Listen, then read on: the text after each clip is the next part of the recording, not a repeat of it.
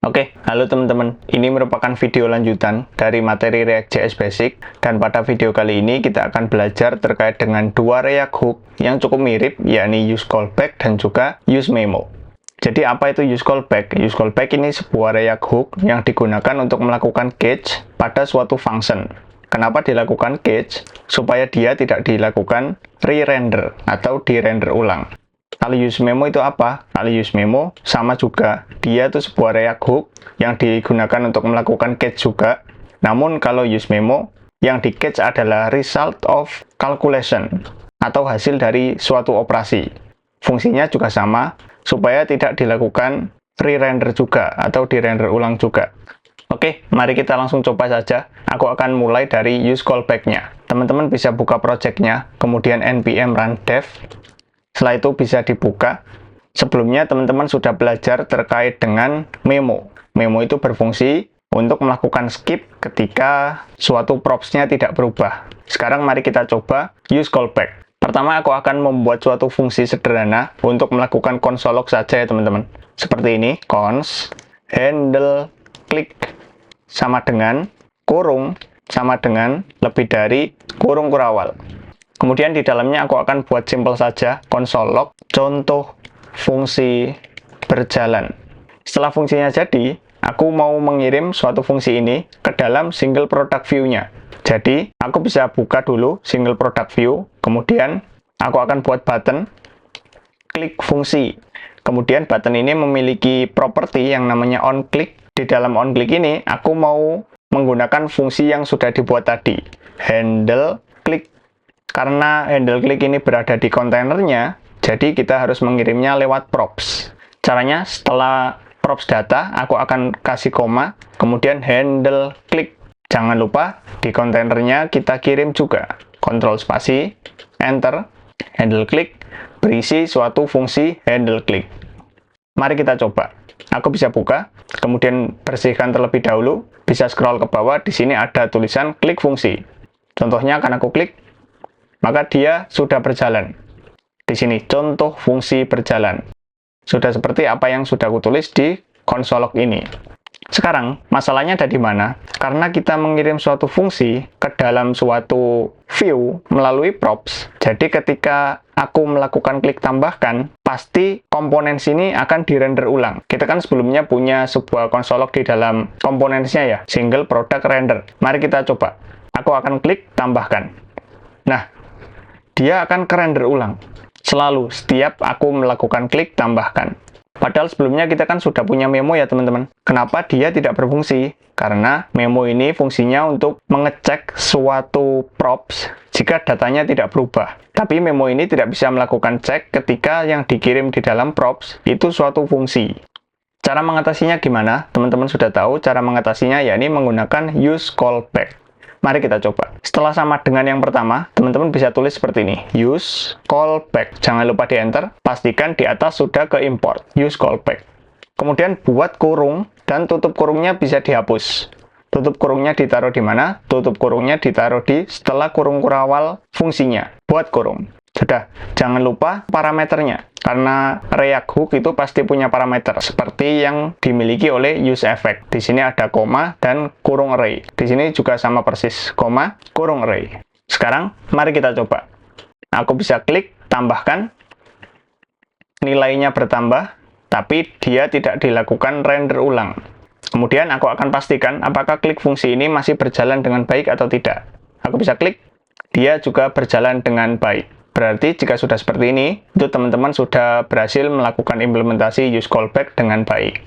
Sama layaknya seperti yang ada di useEffect, di dalam kurung array ini bisa dipakai sebagai sebuah parameter. Contohnya jika di sini aku kasih data, maka jika data dari useDate ini berubah, maka handle click ini boleh dilakukan re-render lagi, sesuai dengan datanya jika berubah.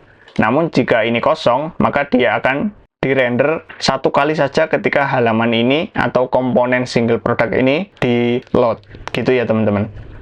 Kemudian, sekarang aku akan mempraktekkan sebuah useMemo. Bagaimana caranya? Kita akan membuat satu fungsi lagi, cons hitung pajak. Jadi sebuah vector API ini itu memiliki sebuah price ya teman-teman. Contohnya akan aku buka /1. Di sini punya yang namanya price. Bagaimana kalau kita membuat fungsi kecil untuk menambahkan pajak sederhana? Nama key-nya atau kuncinya itu price. Di sini hitung pajak sama dengan kurung. Sama seperti sebelumnya, untuk membuat fungsi sama dengan lebih dari kurung kurawal. Aku di sini akan membuat konsol log supaya melakukan pengecekan nanti hitung pajak ini dirender ulang atau tidak. Hitung pajak ulang. Di dalamnya, aku akan buat suatu pengkondisian jika data ini belum ada isinya. Sederhana saja, if tanda seru data. Ini berarti menandakan negasi data. Atau jika data ini tidak ada isinya, maka return null. Tapi jika ada isinya, maka return, aku akan buat string rupiah plus data dot price. Price ini didapat dari key yang ada di API ini ya teman-teman. Data.price dikali 2. Jadi anggapannya data.price ini akan dikali 2. Namun karena data.price ini belum tentu dia sebuah number atau integer, maka di sini akan aku format supaya dia tidak error ya teman-teman. Caranya di sini cukup mudah dengan cara number bungkus data.price-nya di dalam kurung seperti ini. Harusnya karena operasi matematika itu akan mendahulukan yang perkalian terlebih dahulu, baru dia akan melakukan penjumlahan setelah itu.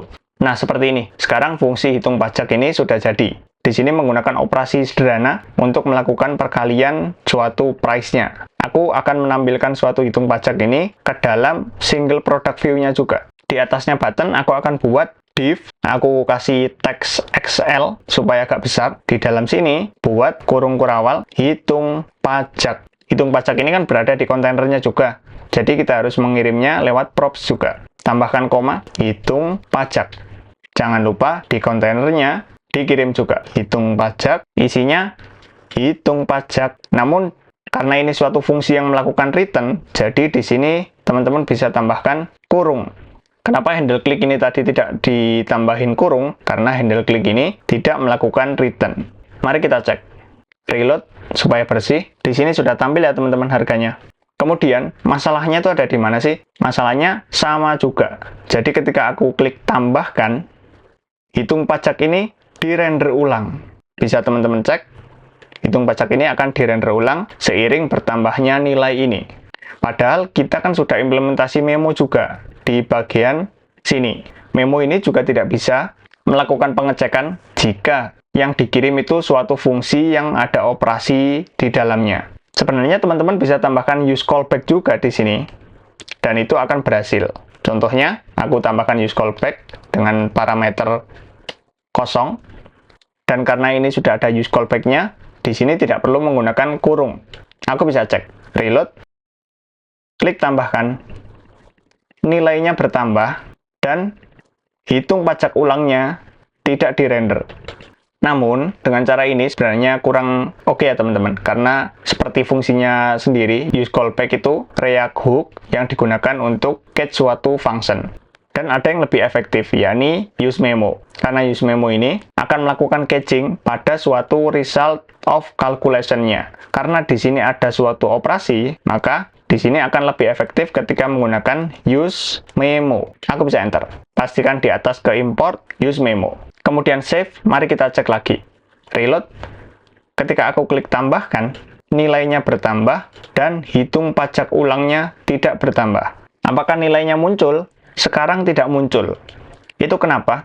Karena ketika suatu fungsi ini melakukan perhitungan, itu sebenarnya data.price-nya ini belum ada isinya. Sama seperti kasus ketika kalian melakukan mapping, kemudian error, katanya map is not defined pada video sebelumnya. Jadi, ambil produk ini belum selesai dijalankan, dan data.price ini belum ada isinya. Oleh karena itu, di bawah sini nggak muncul harganya. Cara mengatasi itu bagaimana? Caranya, di dalam parameter dari use memo-nya, itu ditambahkan getternya dari data. Jadi, dia akan dijalankan ketika komponen ini di-load, kemudian dia akan dijalankan lagi ketika isi dari sebuah parameter ini itu berubah. Contohnya, yang sebelumnya data ini kosong, kemudian data kan ada isinya dari setter ini, maka dia akan dijalankan lagi atau di-render lagi. Mari kita cek. Reload. Di sini sudah muncul ya teman-teman. Aku bisa cek fungsinya dari atas, tambahkan, sudah aman, nilainya berubah, single product rendernya tidak dirender ulang, hitung pajak ulangnya tidak dirender ulang juga. Kemudian klik fungsi yang ada di bawah, sudah berjalan juga, konsol lognya tampil, dan tidak ada yang dirender ulang. Oke, cukup ya teman-teman. Hari ini teman-teman sudah belajar terkait dengan use callback dan use memo. Ini cukup mirip ya teman-teman, jadi teman-teman harus coba-coba juga supaya teman-teman lebih dapat juga maksudnya. Pokoknya use callback ini digunakan untuk melakukan catch suatu fungsi, kemudian kalau use memo sama untuk melakukan catch, namun yang diprioritaskan itu result of calculation-nya atau hasil dari penjumlahannya. Pada video selanjutnya, teman-teman akan belajar terkait dengan use reducer. Jadi apa itu use reducer dan bagaimana cara menggunakannya, teman-teman akan pelajari di video selanjutnya. Jika teman-teman ada pertanyaan atau ada yang mau didiskusikan, teman-teman bisa tinggalkan saja di kolom komentar di bawah. Terima kasih.